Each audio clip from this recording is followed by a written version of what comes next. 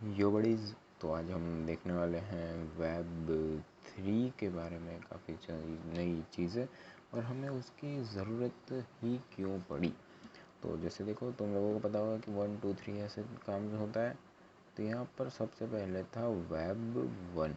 ठीक है, तो वेब 1 में क्या होता था, जैसे कि ये हो गया अपना गूगल हो गया या फिर फेसबुक हो गया, ऐसे जो बड़ी बड़ी कंपनियाँ होती हैं ना, जैसे फिर इंस्टा हो गया, तो वो क्या करते थे कि अपना जो वर्क होता था उसे वो लोग ऑनलाइन अपलोड कर देते थे और वहाँ से तुम देख पाते थे कि क्या क्या चीज़ें हो रही है। ठीक है, यहाँ से तुम देख पाते थे एज अ कस्टमर। ठीक है, तो यहाँ से तुम देख पा रहे हो वेब 1 में। बट उन्होंने फिर उसे एक और स्टेप आगे ले गए कि भाई हम वेब 2 बनाएंगे। वेब 2 में हम क्या करेंगे कि देखो, हम जो ये बिग कंपनीज़ है ना, जैसे कि गूगल हो गया और ये लोग तो यहाँ पर अपलोड कर ही रहे, वहाँ से आ रहा है हमारे सिस्टम के अंदर कि भाई ये है कस्टमर हमारे, मतलब कि हम लोग हैं। तो अब हमें भी चुल मची कि भाई तुम लोग कुछ ना कुछ बना रहे हो, हमें भी कुछ बनाना है। तो उन लोगों ने कहा कि ठीक है, तुम भी इसमें कंट्रीब्यूट कर सकते हो, जो कि हमारी ही वेबसाइट होगी या जहाँ पर हम लोग कंट्रीब्यूट कर रहे हैं। ठीक है, तो ये आया वेब 2 का कॉन्सेप्ट, जहाँ पर तुम वेब 1 से एक और लेवल अपग्रेड कर रहे हो कि हम लोग तो कर ही रहे हैं, पर गूगल तो ऑनलाइन चीज़ें अपलोड कर ही रहा है। एज अ कस्टमर तुम पहले देख सकते थे, पहले सिर्फ था रीड, पर अब उन्होंने क्या कर दिया कि राइट भी कर सकते हो। भाई तुम कोड करके नई नई वेबसाइट्स बना सकते हो, डिज़ाइन बना सकते हो और काफ़ी सारे आर्टिकल्स लिख सकते हो। ठीक है, तो वो सब नई नई चीज़ें आने लगी उससे। तो ये हुआ वेब 2 के अंदर। ठीक है, जिसके अंदर तुम ले लो अपना HTML ले लो या फिर CSS ले लो, फिर अपना JS ले लो, JS का फ्रेमवर्क रिएक्ट ले लो, Node.js ले लो, तो वो सारी चीज़ें आने लगी वेब 2 के अंदर है वो। ठीक है, अब वेब 3 की क्या ज़रूरत पड़ी जब तुम डिप्लॉय कर रहे हो वेब 2 के अंदर। जब कस्टमर डिप्लॉय ये सर्वर पर या फिर किसी भी एप्लीकेशन पर ऑनलाइन वो डिप्लॉय कर सकता है या फिर अपने खुद से कंटेंट क्रिएट कर सकता है और लोगों को अपना सारी चीज़ें रिव्यू कर सकता है, फीडबैक ले सकता है, तो फिर ज़रूरत क्या पड़ी वेब 3 की तुम्हें। तो यार यहाँ पर देखो, वेब 2 जो था ना, वेब 2 उसमें क्या होता था कि ये एक चीज़, यहाँ पर तुम सारी चीज़ें पुट कर रहे हो, तो वो सारा डेटा एक सेंट्रलाइज्ड वे में एक ही जगह पर रह रहा था। जैसे कि यहाँ पर अगर तुम अपलोड कर रहे हो, जैसे कि कोई भी, जैसे मैं ये यूट्यूब पर वीडियो बना रहा हूँ, तो ये यूट्यूब जो वीडियो है, ये यूट्यूब वीडियो यूट्यूब के प्लेटफॉर्म पर है और ये यूट्यूब का प्लेटफॉर्म कहाँ पर है, इस पूरी दुनिया में कहीं ना कहीं तो वो होगा ना सेंट्रलाइज। ठीक है, तो वो सेंट्रलाइज होने के कारण तुम अपनी सिक्योरिटी को काफ़ी एक्सप्लॉइट करे जा रहे हो। जैसे कि यहाँ पर फेसबुक हो गया या फिर व्हाट्सएप हो गया। ठीक है, अब ये मत कहना कि वो लोग हमारा डेटा नहीं देखते। अगर वो हमारा डेटा नहीं देखते तो हम पर फेसबुक हो या फिर गूगल आ गया या फिर यूट्यूब हो गया या फिर इंस्टा हो गया, तुम जो बात कर रहे हो, तुम जो रोज़मर्रा की ज़िंदगी में काम कर रहे हो, उन सब की जो रिकमेंडेशंस होती है वो ना आती। ठीक है तो सॉरी, तो सेंट्रलाइज्ड एरिया में, सेंट्रलाइज्ड वे में ये चीज़ होती है कि जो बिग कंपनीज होती है ना, उनके पास यूज़र का सारा डेटा होता था। ठीक है, तो उन्होंने क्या कहा कि भाई हम तो ना अब वेब 3 में चीज़ें करेंगे, जहाँ पर तुम ऑल ओवर वर्ल्ड में डिसेंट्रलाइज्ड होगे। ठीक है, सारी चीज़ें डिसेंट्रलाइज्ड होंगी। अगर तुम एक जगह पर कनेक्ट नहीं रहोगे, एक ही सर्वर पर सब कुछ नहीं होगा, सब कुछ डिसेंट्रलाइज्ड होगा। इसीलिए तुमने वेब 3 के बजाय ब्लॉक चेन के बारे में सुना होगा। ठीक है, कि ब्लॉक चेन होता है, उसमें क्या होता है कि ये सारे जो ब्लॉक्स होते हैं, ये मैंने ब्लॉक्स ड्रॉ करे हैं, इन ब्लॉक्स को चेन्स के थ्रू एक दूसरे से कनेक्ट किया जाता है। तो अब तुम्हें क्वेश्चन होगा कि भाई ये ब्लॉक क्या है। और ये चेन्स का मतलब क्या मामला चल क्या रहा है ये, ठीक है। तो देखो Web3 जो मेनली है ना, ये ब्लॉक चेन पर ही है सब कुछ। तो अब हम रियल में शुरू करते हैं Web3 को डिटेल्ड में समझना। तो ये तुम्हें समझ में आ गया कि वो डिसेंट्रलाइज्ड है पूरा, किसी एक ही जगह पर, जैसे कि ये एक ही जगह है, उसी से सब कुछ कनेक्टेड नहीं है ये, ठीक है।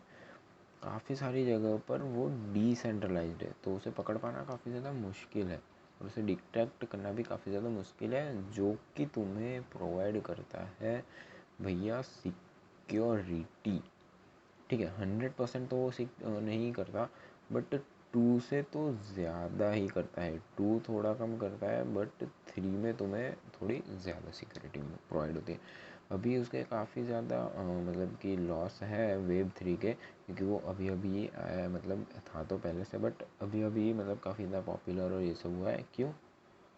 एक चीज़ किसकी वजह से, ये भैया ये जो चीज़ है ना बिटकॉइन, उसकी वजह से, ठीक है।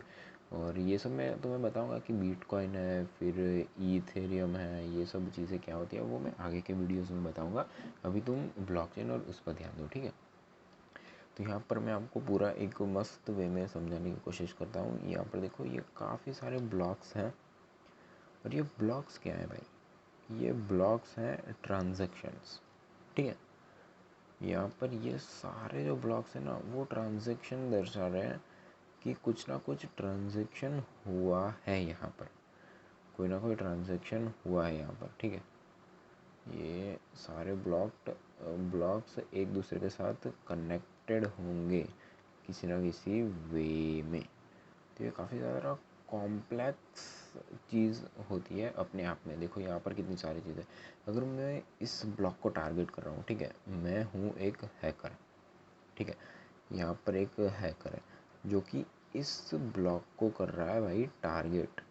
तो अगर उसे इस ब्लॉक को हैक करना है ना, तो इस ब्लॉक को हैक करने के लिए उसे जो भी कंप्यूटेशनल पावर चाहिए होगी, बहुत ही ज़्यादा हाई अमाउंट में कंप्यूटेशनल पावर, सीपी मतलब कंप्यूटेशनल पावर चाहिए रहेगी उसे बहुत ज़्यादा अमाउंट में, कि उसे ये ब्लॉक अगर करना है ना हैक, तो इस ब्लॉक से जुड़े हुए चेन को भी उसे सॉल्व करना पड़ेगा, जो कि इससे जुड़ी हुई है, इससे भी जुड़ी हुई है, यहाँ पर भी है, यहाँ पर भी, ठीक है। और इस चेन को मतलब ये नहीं है कि वो जंजीर में जुड़ी हुई और तुम हथौड़े से मार दो बाहुबली की तरह और गेट खोल दो और ये पूरा ब्लॉक खुल गया, नहीं भाई, वो चीज़ नहीं है, ठीक है। यहाँ पर तुम हैमर नहीं मारना है, यहाँ पर तुम्हें सॉल्व करनी होंगी मैथमेटिकल प्रॉब्लम्स, जो कि एक डेवलपर के लिए नाइटमेयर से कम नहीं है मेरे ख्याल से। तो मुझे तो मैथ्स वैसे काफ़ी ज़्यादा पसंद है, ठीक है, तो मेरे लिए तो कोई दिक्कत है नहीं। पर ये वाला जो मैथ है ना भाई, ये मतलब पूरा ही नेक्स्ट लेवल है, ठीक है। ये तुम बहुत ज़्यादा नेक्स्ट लेवल चला जाता है ये। यहाँ पर आपको बहुत ज़्यादा कॉम्प्लेक्स मैथ्स प्रॉब्लम्स सॉल्व करनी पड़ती है, उसके बाद ये इस ब्लॉक के अंदर तुम मतलब कि ये चेन है वो कर सकते हो, फिर ये चेन भी है, इस चेन से ये अब तुमने वो मैथ प्रॉब्लम सॉल्व तो कर ली, ठीक है। मैं इसे क्लियर कर लेता हूँ पहले, ठीक है। तो यहाँ पर एक हैकर है जो कि काफ़ी सारी जो मैथ कॉम्प्लेक्सिटी थी वो उसने काफ़ी सारी सॉल्व कर दी, उसने इस ब्लॉक को टारगेट कर लिया। अब वो जो ब्लॉक को उसने टारगेट किया है इस वाले को, वो जिससे भी जुड़ा हुआ होगा उन सभी को नोटिफिकेशन जाएगी कि भाई यहाँ पर कुछ ना कुछ चेंजेस करने का ट्राई किया जा रहा है, या फिर सभी जो भी इस ब्लॉक से जुड़े होंगे, कौन कौन कौन जुड़ा है, तो ये सारे जुड़े हुए ना, उन सभी को एक एक नोटिफिकेशन जाएगी कि भाई देखो ये ट्रांजैक्शन होने वाला है। अगर इनमें से कोई भी ये कह देगा कि भाई सब नहीं, ये गलत है, तो ये टूट जाएगा।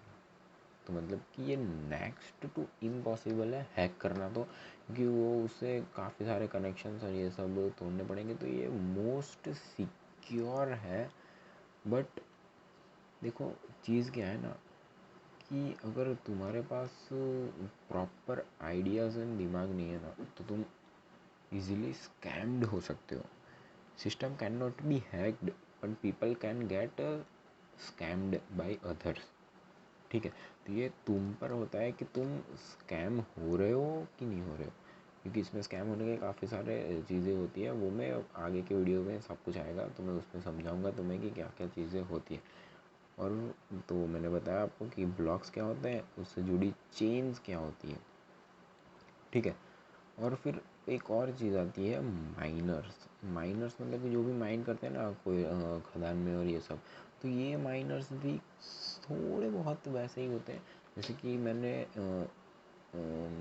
ये मेरा पीसी है, ठीक है, और ये तुम्हारा पीसी नहीं, अकाउंट लेते हैं, ठीक है। ये अकाउंट 1 है और ये अकाउंट 2 है जो तुम्हारा है। अगर मैं इस अकाउंट से इस अकाउंट में डेटा मनी ट्रांसफ़र कर रहा हूँ किसी भी क्रिप्टोग्राफिक वे में, चलो मान लेते हैं बिटकॉइन में कर रहा हूँ, ठीक है।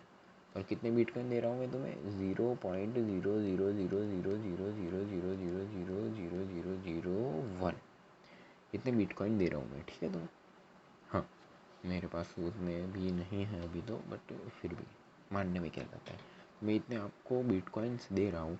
तो उसमें ना माइनर्स वैलिडेट करेगा कि भाई ये जो फर्स्ट अकाउंट है वो वैलिडेट है, तो वो कहेगा कि हाँ है। सेकंड अकाउंट है तो हाँ है। तो थोड़ी बहुत मैथ कॉम्प्लेक्सिटी उसे सॉल्व करनी पड़ेगी। उसके बाद आएगी एक गैस फ़ी, वो एक फ़ी को चार्ज करेगा। इसके बारे में भी आपको मैं आगे डिटेल में बताऊंगा कि गैस फ़ी होती क्या है, क्यों ली जाती है और ये सब, ठीक है। तो वो माइनर लेगा और ट्रांजैक्शन को करेगा अप्रूव कि भैया ये जो ट्रांजैक्शन हो रही है ना, दोनों अकाउंट वेरीफाइड है और ये जो मनी है ना वो भी रियल है और कोई भी स्कैम हो नहीं रहा है यहाँ पर। तो ये वेरीफाई हो गया, माइनर को उसकी गैस फ़ी मिल गई और हो गया ट्रांजैक्शन सक्सेसफुल, ठीक है। तो यही था आज के लिए बस। तो मैंने आपको बताया वेब 1 से 3 तक का सफ़र क्यों हमने तय किया, और उसके बारे में हमने जाना कि ब्लॉक्स क्या होते हैं और चेन्स क्या होती है, फिर माइनर्स क्या होते हैं, ठीक है। तो लाइक कर देना अगर आपको पसंद आया हो, तो कमेंट करना यार कि मतलब कैसा था वीडियो, क्योंकि मुझे पता चले कि मुझे क्या क्या चीज़ें और इम्प्रूव करनी चाहिए और क्या मुझे नहीं करना चाहिए वीडियो में, ठीक है। So then take care, goodbye, and that's all.